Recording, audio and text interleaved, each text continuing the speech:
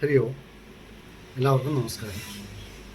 ഋഗ്വേദം 3-ാം മണ്ഡലത്തിൽ 21-ാമത്തെ സൂക്തത്തിൽ 3-ാമത്തെ മന്ത്രം, യജ്ഞസ്യ പ്രാവിധാഭവ, നിങ്ങൾ യജ്ഞത്തിൻ്റെ സംരക്ഷകരായി മാറിയാൽ.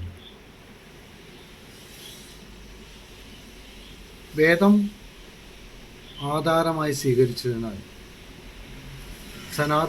സനാതനധർമ്മത്തെ വൈദിക മതം എന്നാണ് പറയുന്നത്. ഇവിടെ സനാതനധർമ്മത്തിൻ്റെ കാഴ്ചപ്പാടിൽ ഈശ്വരൻ മാത്രമേ ഉള്ളൂ. ഈ പ്രപഞ്ചത്തിന് ആധാരസത്തയായിട്ടുള്ള ഈശ്വരൻ മാത്രമാണുള്ളത്. ഏകാത്മ പരമാത്മ വസ്തു എന്ന് പറയുന്നത് ഈശ്വരൻ തന്നെയാണ്. ആ ഈശ്വരനെ അനുഭവിച്ചറിയാൻ പറ്റും. ഈശ്വരനും ഞാനും ഒന്നായിത്തീരുക എന്നുള്ളൊരു കാഴ്ചപ്പാടോടുകൂടിയാണ് വേദം നമ്മളിലേക്ക് എത്തുന്നത്. അപ്പം അതിലേക്ക് എത്തപ്പെടുമ്പോൾ പരമാത്മ തത്വത്തിലേക്ക് നാം എത്രമാത്രം അടുക്കുന്നുവോ അത്രമാത്രം ലോകം, ഇപ്പോൾ ഈ കാണുന്ന ഈ പ്രപഞ്ചം അപ്രസക്തമായിത്തീരുന്നു.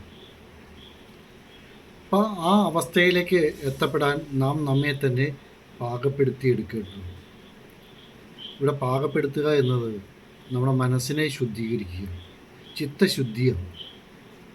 ഇപ്പം സൽക്കർമ്മങ്ങൾ ചെയ്ത് ചിത്തശുദ്ധി നേടിയെടുക്കണം.